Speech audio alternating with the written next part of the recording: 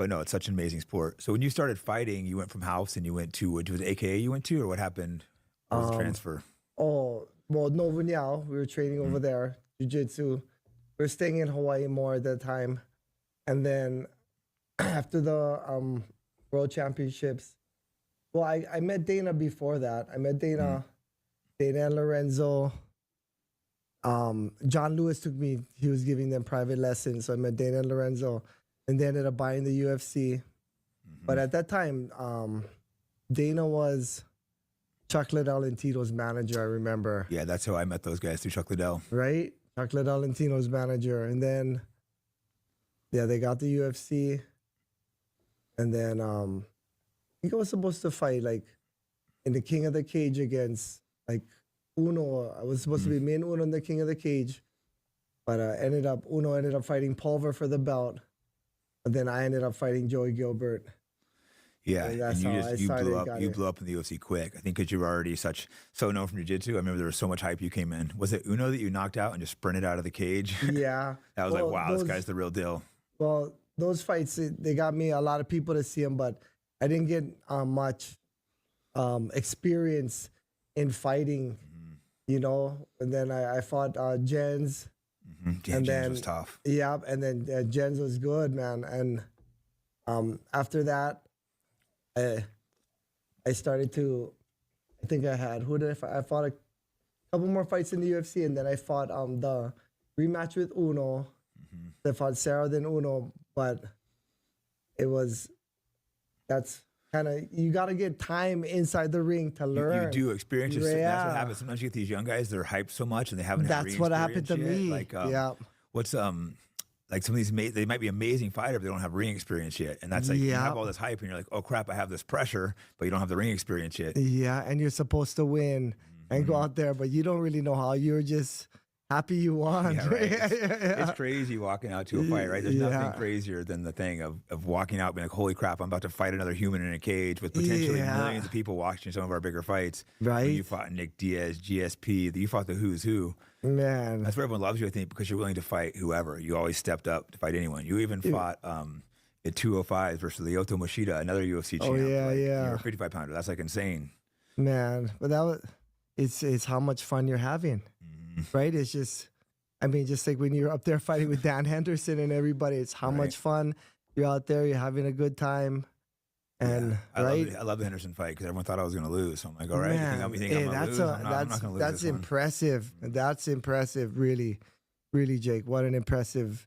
I mean, just to be in the ring with the guy, right? But you know how it is? Like, that was a point in my career when I just felt unstoppable. So it's like I could just run through anyone in my mind. When Like, you no when one you was gonna knew beat me you at were that point in fighting my him, mind. when Yeah, you it was knew just- you had the fight, you knew you won, right? Yeah, there's a Already. point I think both our careers we Yeah. probably had where we just knew we were going to go in there and win. And then, we get distractions with fame, money, life. Man. When you're in that state, you can't be beat. I know you've been in that state The before. where you're just sabotage running through squad. people, Sabotage squad. Right? But that's yeah. fun. But life is tough, but you can get out of that state. But when you're in that state, if you're just on a mission, it's a good feeling. It really is, though. It's amazing. Yeah. Yeah, it's a crazy sport. So the UFC, you left the UFC for a short time period. Was there a falling out with Dana or? Well, it was we fought for the, I guess it was just so happened when we, unbeknownst to, nobody knew, but we fought the Matt Hughes fight because I kind of felt like I was starting to come into my prime around the Gomi fight. And when you hear like you got the fight, you're gonna win, you're gonna do good, right? That's what you kind start, of thing. You don't want to hear. That's when you don't want to start hearing that. Right? Yep. So we finally, because I lost to Jens, and then I had the draw with Uno, and then kind of we fought a couple more fights, but we got the Matt Hughes fight. We fought Gomi, and then we got the. When you fought Matt Hughes, that's when he was like unbeatable, right? That's when I felt it. You know what I mean? When you know in your mind, as soon as you signed the contract, you knew already. That guy was a savage when you fought him. You knew what you were gonna do as soon as you signed. I know you've been there. Yeah. So, all of that, like, but I wasn't under contract. After when I went to look back at the contract, everybody slipped by everybody. We weren't under contract. And I could have. I fought for like 25 and 20, but back then there was no money though. There wasn't No, the money much. was bad, but you were a star still. I'm sure you're being underpaid if you're making that low money. You were still, there's no money in the sport, but you were one of the few stars still, even early. Not necessarily a star, but like a small star. Well, I guess like a mainstay, I guess, in UFC. But So it was a money dispute. So it was so we ended up in Japan, but Japan was paying good money. Couldn't believe the money they were paying. Right. Yep. It was. No. Fighting Japan was such a crazy, surreal experience too, right? Like. Yep. It was 25 and 25 or 375 flat. Yeah, so like you can take the 375 flat. Yeah. No, it sucks. Like I actually went to the UFC late because I was making a lot more money than the UFC kept offering me. So it's kind of frustrating. You get guys like, oh, when do you think you make it to the UFC? But I was getting a lot better money. It's Strikeforce and Elite XC, and in Japan, so it's like I had to take a pay cut to go to the UFC. Eventually, I took the pay cut because it's like you want the name, but it sucks having to take a pay cut to go to the premier organization in the world. Right. But speaking of that, like, was it your brother that's mostly running a fight organization? He launched Rumble in the Rock. You're part of that too, right? That was. I mean, we were kind of.